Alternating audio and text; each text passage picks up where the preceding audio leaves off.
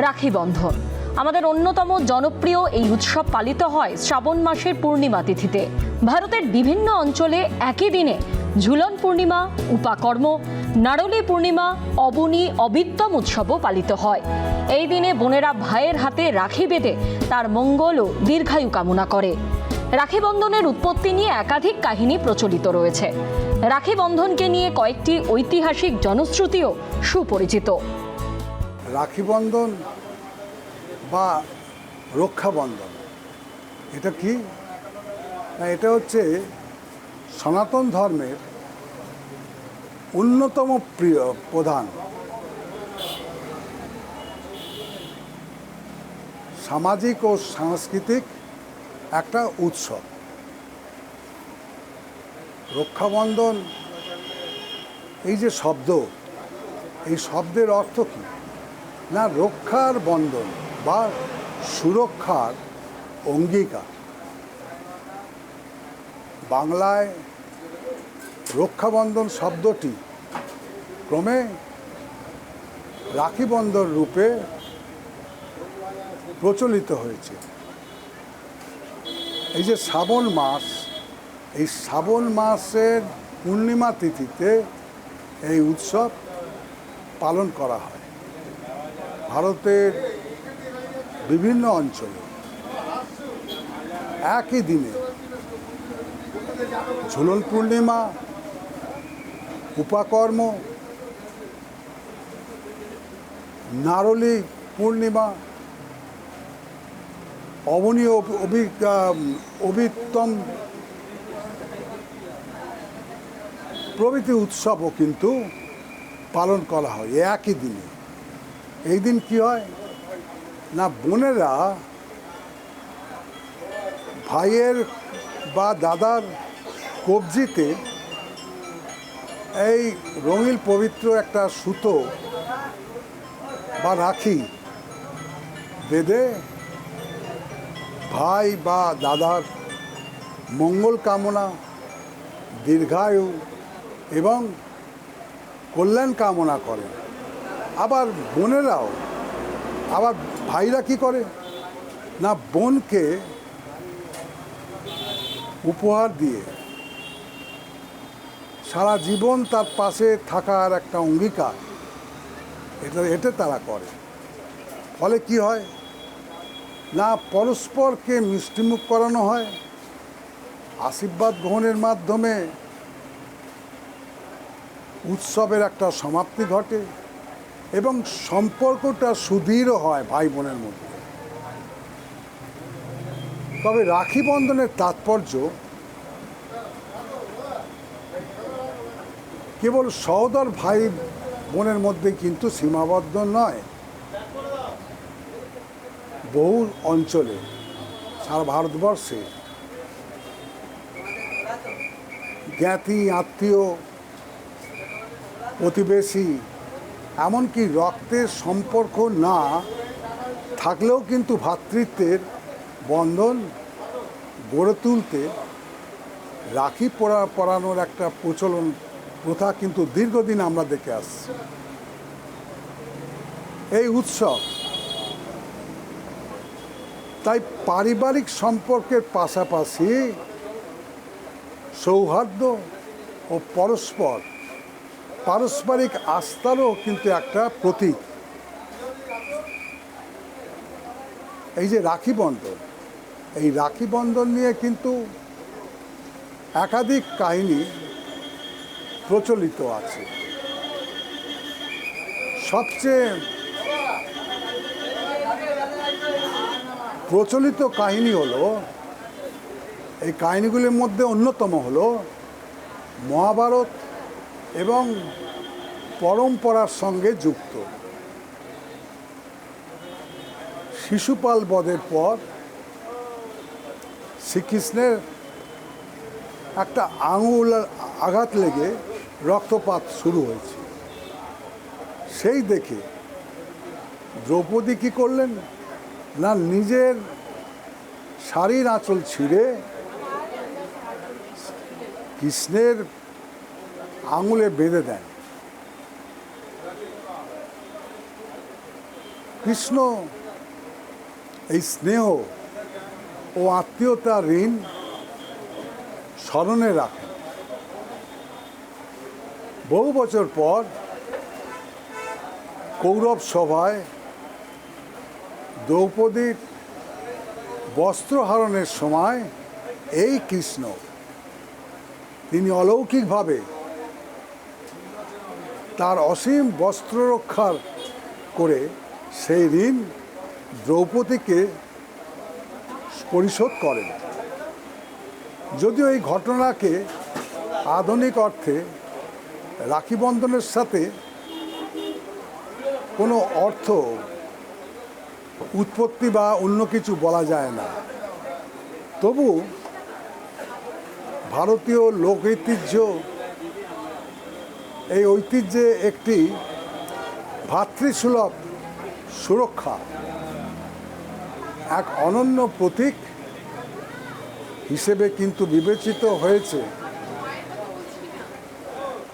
আরেকটি পুরাণ প্রসিদ্ধ কাহিনী আছে, সে কাহিনীতে কি বলা হয়েছে না, বিষ্ণু ভক্ত দৈত্যরাজ বলি, এই বলির কাছে ভগবান বিষ্ণু অবস্থান করছিলেন। দেবী লক্ষ্মী করলেন কি, সাধারণ নারীর ছদ্মবেশে বলির কাছে এসে আশ্রয় প্রার্থনা করেন এবং শ্রাবণ পূর্ণিমা, এই পূর্ণিমায় তার হাতে একটা পবিত্র সুতো বেঁধে তাকে নিজের আপন ভাই অর্থাৎ ভ্রাতা হিসেবে কিন্তু গ্রহণ করেন। পরে কি হলো না, নিজের পরিচয় এই লক্ষ্মী কিন্তু প্রকাশ করলেন বলেই ভ্রাতৃস্নেহে আপ্লুত হয়ে বিষ্ণুকে বৈকুণ্ঠে প্রত্যাবর্তনের অনুমতি দেন। এই কাহিনী রাখি বন্ধনের সঙ্গে আত্মীয়তার যে বন্ধন এবং আত্মত্যাগের যে আদর্শ সেটা যুক্ত করেছে। রাখি বন্ধনের কে কেন্দ্র করে কয়েকটি ঐতিহাসিক জনশ্রুতিও কিন্তু সুপরিচিত। একটি জনপ্রিয় কাহিনী, সেই অনুসারে খ্রিস্টপূর্ব 326 সালে আলেকজান্ডারের ভারত অভিযানের সময় তার স্ত্রী রোকসানা, যাকে আমরা চলিত কথায় রোজানা বলি, রাজা পুরুর কাছে একটা পবিত্র সুতো পাঠিয়ে স্বামীর প্রাণ রক্ষার জন্য আবেদন করেছিল। বলা হয় যে পুরুষ সেই বন্ধনের মর্যাদা রক্ষা করেছিলেন। তবে এই যে কাহিনী, এর সমর্থনে কিন্তু সমসাময়িক যেসব ঐতিহাসিক প্রমাণ কিন্তু কিছু পাওয়া যায় না।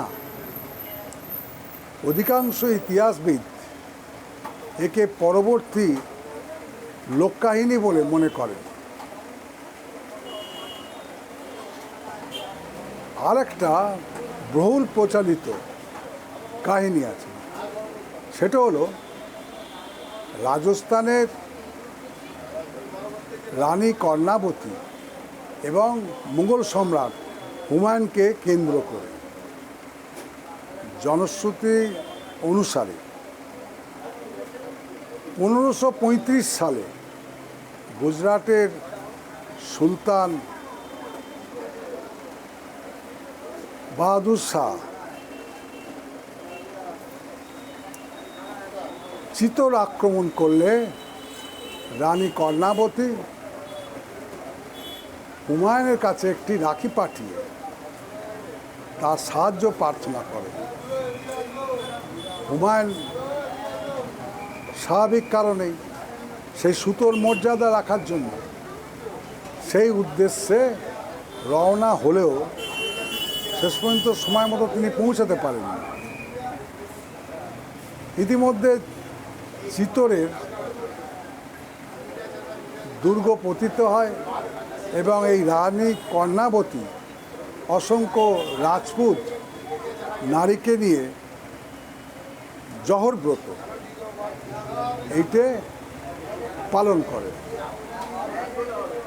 এরপর কি হলো না, পরবর্তীকালে হুমায়ুন বাহাদুর শাহকে পরাজিত করেন। তবে এই রাখি প্রেরণের ঘটনাকে অধিকাংশ গবেষক ঐতিহাসিকভাবে অনিশ্চিত বলে মনে করে।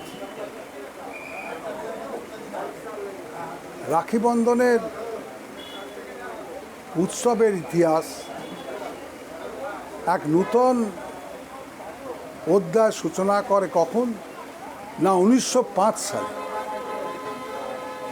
বঙ্গভঙ্গ আন্দোলনের সময় ব্রিটিশরা কী করল না, বিভাজন নীতি, সরকারের মধ্যে একটা বিভাজন নীতির সৃষ্টি করলেন, হিন্দু মুসলমান ঐক্য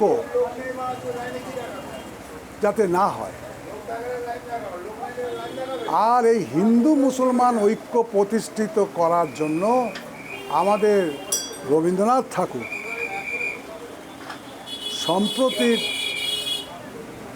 সম্প্রীতির এই প্রতীক হিসেবে গ্রহণ করেন। ঢাকা, সিলেট এইসব বিভিন্ন অঞ্চলে হাজারো মানুষ ধর্মীয় যে ভেদাভেদ, এই ধর্মীয় ভেদাভেদ ভুলে পরস্পরের হাতে রাখি বেঁধে ভ্রাতৃত্বের যে অঙ্গীকার সেটা তারা করেছিল। এই উপলক্ষে রবীন্দ্রনাথ রচনা করেন তার সেই বিখ্যাত গান, বাংলার মাটি বাংলার জল, বাংলার বায়ু বাংলার ফল, পূর্ণ হোক পূর্ণ হোক পূর্ণ হোক হে ভগবান। এছাড়া তিনি আনন্দযজ্ঞের আমার নিমন্ত্রণ এবং প্রভু আজি দক্ষিণা হাত রেখো না ঢাকি, এই দুটি রচনা করেন যা রাখি বন্ধনের সঙ্গে মানবতাবাদী চেতনাকে আরও গভীরভাবে প্রকাশ করে। এই যে রাখি বন্ধন, এর মূল শক্তি কেবল একটা সুতোর মধ্যে নয়, একটা সম্পর্কে। রাখি একটি পবিত্র সুতো হলেও তার অন্তর্নিহিত অর্থ হল বিশ্বাস, দায়িত্ব, ভালোবাসা এবং অন্তর্নিহিত যে পারস্পরিক সুরক্ষার একটা অঙ্গীকার। এখানে যে রক্ষা, এই রক্ষা কেবল শারীরিক নিরাপত্তা নয়, নৈতিক, মানসিক এবং সামাজিক সহায়তারও প্রতিশ্রুতি। ভারতীয় সংস্কৃতিতে পরিবার কেবল রক্তের সম্পর্কের উপর কখনোই প্রতিষ্ঠিত নয়, স্নেহ, কর্তব্য ও আত্মীয়তার উপরও প্রতিষ্ঠিত। সেই কারণে অনাত্মীয় ব্যক্তিকেও রাখি পরিয়ে ভাই ও বোন হিসেবে গ্রহণ করার প্রথা কিন্তু দিনে দিনে গড়ে উঠেছে। এই উৎসব